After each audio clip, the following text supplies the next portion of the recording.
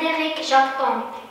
L'hiver attire d'elle des signes des oiseaux qui laissent en sifflant d'invisibles sillages. Tel est le cœur parmi les ronces. Dans l'hiver cloué de brûlots, et la citerne en main des lierres, elle est toute piégée de l'espoir.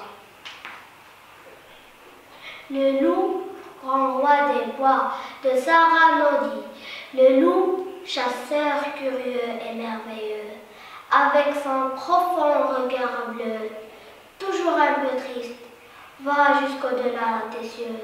Le loup, animal mystérieux, le cœur alourdi du poids malheureux, des rumeurs anciennes, des contes et légendes que se transmettent les hommes entre eux. On se reproche maintenant de l'avoir tant fait souffrir ce roi des bois. Malheureusement, cela ne suffira pas, car des loups, il n'en reste presque pas. Mon arbre à moi, de Christian Paul Sagnac, lorsque je le caresse, mon arbre apprivoisé se dresse sur la pointe des feuilles, dans le vent. Alors moi je lui cueille un bouquet d'oiseaux blancs, et il remue la tête heureux et souriant d'un gros rire d'écorce pour me faire la fête. Mon cartable de Pierre Gamarra, mon cartable à mille odeurs, mon cartable sans lapin, le livre, l'encre, la gomme et les crayons de couleur, mon cartable sans orange, le bison et le nougat. Ils sont tout ce que l'on mange et ce que ne mange pas. La figue et la mandarine, le papier d'argent ou d'or, et la coquille marine, les bateaux sortant du port, les cow-boys et les noisettes, la craie, le caramel, les confettis de la fête, les billes remplies de ciel, les longs cheveux de ma mère et les joues de mon papa, les matins dans la lumière, la rose et le chocolat. Le brouillard de Maurice Carême, le brouillard a dormi dans son sac de coton, le brouillard a tout pris autour de ma maison, plus de fleurs au jardin, plus d'arbres dans l'allée, la serre des voisins semble s'être envolée, et je me sais vraiment, on peut s'être posé, le moment que je tombe si straitement crié. Quand nous habitions tous ensemble, de Victor Hugo. Quand nous habitions tous ensemble, sur nos collines d'autrefois, où le cours, où le buisson tremble, dans la maison qui touche au bois. Elle avait 10 ans et moi 30, j'étais pour elle l'univers. Oh, comme l'herbe est odorante, sous les arbres profonds et verts. Elle faisait mon sort prospère, mon travail léger, mon ciel bleu. Lorsqu'elle me disait mon père, tout mon cœur s'écriait mon Dieu. À travers mes songes sans nombre, j'écoutais son parler joyeux, et mon front s'éclairait dans l'ombre à la lumière de ses yeux. Elle avait l'air d'une princesse quand je la tenais par la main. Elle cherchait des fleurs sans cesse et des pauvres dans le chemin. Elle donnait commande des robes en se cachant aux yeux de tous. Oh, la belle petite robe qu'elle avait, vous rappelez-vous? Les Antiquités de Rome, de Joachim du Bellay, qui avait quelquefois un grand chêne à sécher, qui pour son ornement quelques trophées porte, levait encore au ciel sa vieille tête morte, dans le pied fermement, net en terre fichée, mais qui dessus le champ, plus qu'à demi penché, monstre ses bras tout nus et sa racine torte, et son feu ombrageux de son poids se supporte. Sur son tronc noyeux, en 100 lieues ébranché, et bien qu'au premier vent ils doivent sa ruine, et même jeune, alentour et ferme la racine. Dieu dévot populaire être seul révéré, qui tel chêne, à peu voir qu'il imagine encore, comme montre les cités, qui plus fleurissent or, ce vieil honneur poudreux est le plus honoré. Maman printemps de Anne-Marie Chapoton, maman printemps, Voilà des baisers blancs, des baisers bleus, des baisers de toutes les couleurs, des baisers poids de senteur, légers, légers, légers, des baisers pas corrects, tout ébouriffé, et des baisers soleil avec des cœurs grands comme ça. Maman printemps, voilà tout un bouquet de baisers fleurs. L'avion se promène de l'essai de la rue. L'avion enfant du ciel clair se promène dans les étoiles, tout comme les barques à voile vont sur la mer. Les oiseaux ont peur de ses ailes, mais les enfants le trouvent beau. Ce grand cerf-volant sans ficelle qui vacille haut. Maman, le petit poisson en chantant dit merci à sa maman. Le mignon chaton en grandant dit merci à sa maman. Le petit mouton en bêlant dit merci à sa maman. Et moi aussi tendrement, je te dis merci maman pour tout l'amour que chaque jour tu donnes pour ton petit enfant. Danser les petites filles de Victor Hugo. Danser les petites filles tout en rang, en vous voyant si gentils, les bois iront. Danser les petites bêtes tout en rang, les oiseaux avec leurs ailes applaudiront. Danser les petites folles tout en rang, les bouquins dans les écoles bougonneront. Danser les petites fées tout en rang, danser de bleu coiffé l'aurore au franc. Au printemps de Lucie de la rue, au printemps on est un peu fou. Toutes les fenêtres sont claires, les prés sont pleins de primes verts. On voit des nouveautés partout. Oh, regarde une branche verte, ses feuilles sortent de l'étui. Une tulipe s'est ouverte. Ce soir, il ne fera pas nuit, les oiseaux chantent à tue-tête. Et tous les enfants sont contents, on dirait que c'est une fête. Ah, que c'est joli le printemps.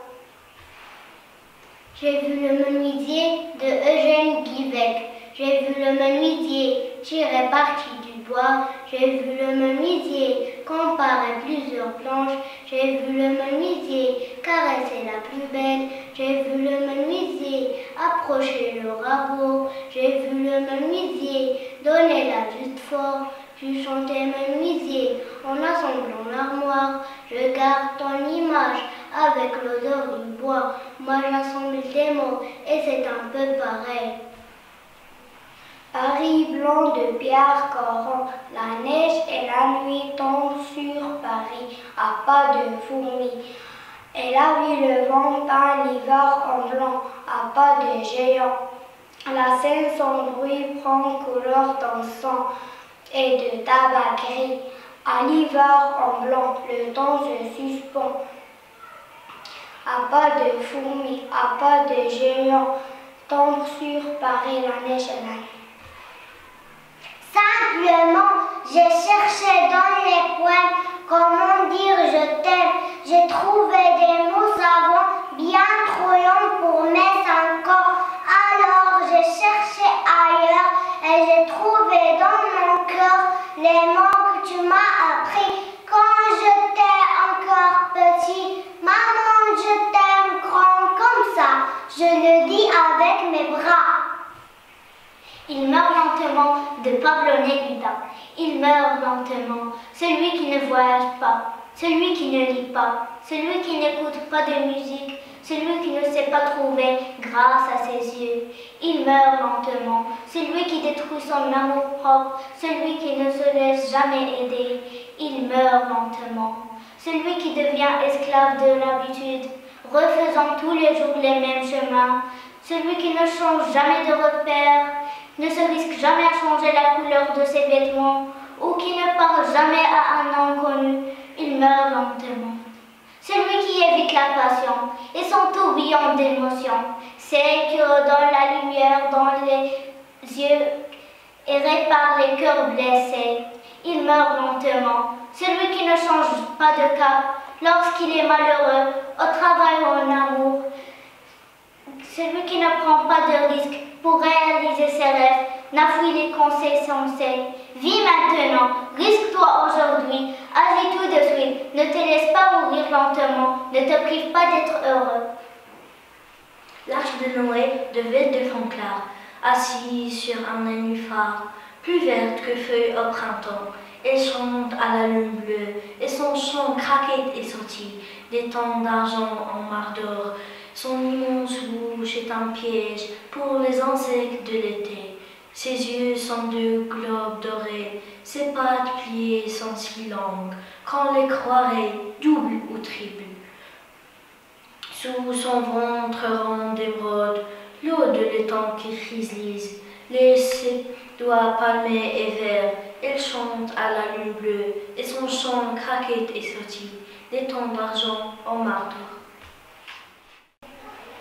Le temps a laissé son manteau de Charles d'Orléans. Le temps a laissé son manteau de vent, de froidure et de pluie, et s'est vêtu de broderies, de soleil luisant, clair et blanc. Il n'y a bec ni oiseau, quand son jargon ne chante ou crie. Le temps a laissé son manteau de vent, de froidure et de pluie. Rivières, fontaines et ruisseaux portent en livret joli, gouttes d'argent d'orfèvrerie. Chacun s'habille de nouveau. Le temps a laissé son manteau de vent, de froidure et de pluie, et s'est vêtu de broderies, de soleil luisant, clair et blanc. Il pleure dans mon cœur de Paul Verlaine. Il pleure dans mon cœur comme il pleut sur la vie. Quelle est cette langueur qui pénètre mon cœur? Oh oui, doux de la pluie, par terre et sur les toits, pour un cœur qui s'ennuie, oh le son de la pluie. Il pleure sans raison, dans ce cœur qui s'écœure. Quoi? Les trahisons, ce deuil est sans raison. C'est bien la pire peine de ne savoir pourquoi, sans amour et sans haine, mon cœur a tant de peine. Demain dès l'aube de Victor Hugo. Demain dès l'aube, à l'heure où blanchit la campagne, je partirai. Vois-tu, je sais que tu m'attends. J'irai par la forêt, j'irai par la montagne. Je ne puis demeurer loin de toi plus longtemps. Je marcherai les yeux fixés sur mes pensées, sans rien voir dehors, sans entendre aucun bruit. Seul, inconnu, le dos courbé, les mains croisées, triste. Et le jour pour moi sera comme la nuit. Je ne regarderai ni l'heure du soir qui tombe, ni les voiles descendant vers harfeleur. Et quand j'arriverai, je mettrai sur ta tendre un bouquet de houx verts et de bruyères en fleurs. Le train de la vie, d'après Jean d'Ormesson. À la naissance, on monte dans le train et on rencontre nos parents. Et on croit qu'ils voyageront toujours avec nous. Pourtant, à une station, nos parents descendront du train, nous laissant seuls continuer le voyage. Au fur et à mesure que le temps passe, d'autres personnes montent dans le train et elles seront importantes. Notre fratrie, nos amis, nos enfants, même l'amour de notre vie. Beaucoup démissionneront et laisseront un vide plus ou moins grand. D'autres seront si discrets qu'on ne réalisera pas qu'ils ont quitté leur siège. Ce voyage en train sera plein de joie, de peine, d'attente, de bonjour, de revoir et d'adieu. Le succès est d'avoir de bonnes relations avec tous les passagers, pourvu qu'on donne le meilleur de nous-mêmes. On ne sait pas à quelle station nous descendrons. Donc, vivons heureux, aimons et pardonnons. Il est important de le faire car lorsque nous descendrons du train, nous ne devrons laisser que de beaux souvenirs à ceux qui continueront leur voyage. Soyons heureux avec ce que nous avons et remercions le ciel de ce voyage fantastique.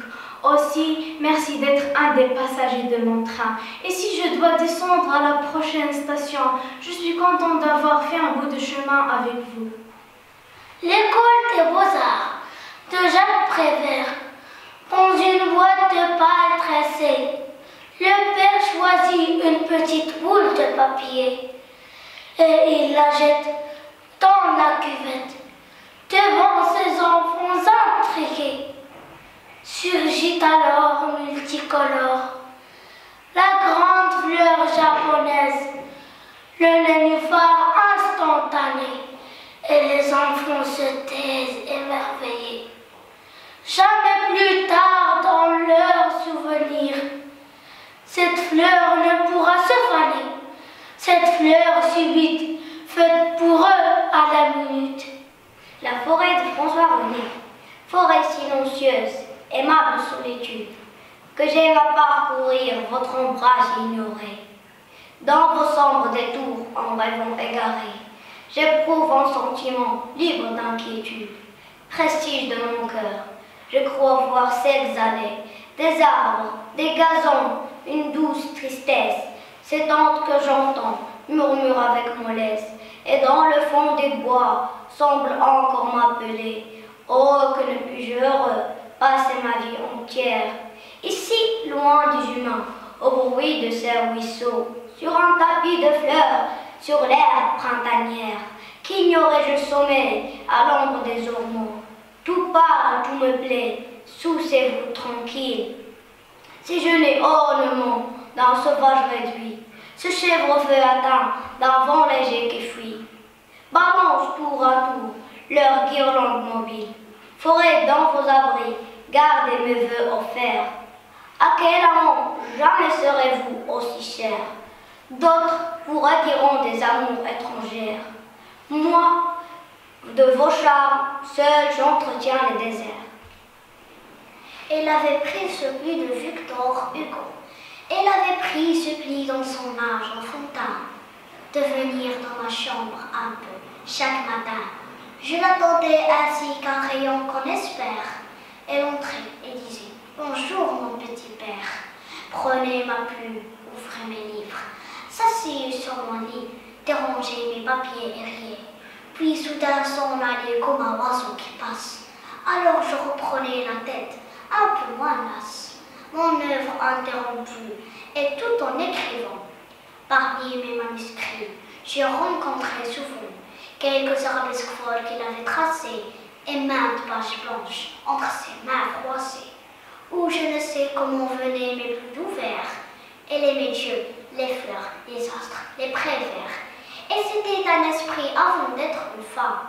Son regard reflétait la clarté de son âme. Elle me consultait surtout à tout moment. Oh, que de soirs divers radieux et charmants passaient à raisonner longue histoire et grammaire. Mes 4 enfants groupés sur mes genoux, leur mère tout près, quelques amis causant au coin du feu. J'appelais cette fille être contente de peu et dire qu'elle est morte. Hélas, que Dieu m'assiste. Je n'étais jamais gaie quand je la sentais triste. J'étais morte au milieu du bal le plus joyeux. Et si j'avais, en partant, vu quelques ombres en ses yeux,